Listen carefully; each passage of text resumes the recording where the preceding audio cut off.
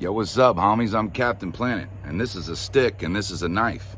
I want to show you how to use a knife right.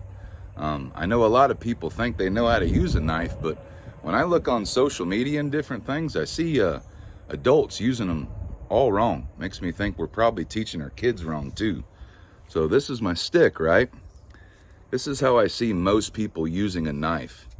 Going down like that. You see how much my arm was struggling there? Because I'm using a knife as if it's a chisel. And this isn't a chisel, it's a knife. Knives were not made to do that. Knives were made for slicing. So take that same kind of method and slice through. You see how I didn't have to use very much power at all. And it's going right through.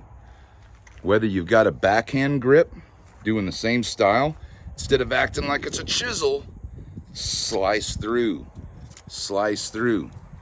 This way, you're properly using your tool. If you take care of your tools will take care of you. Peace, homies.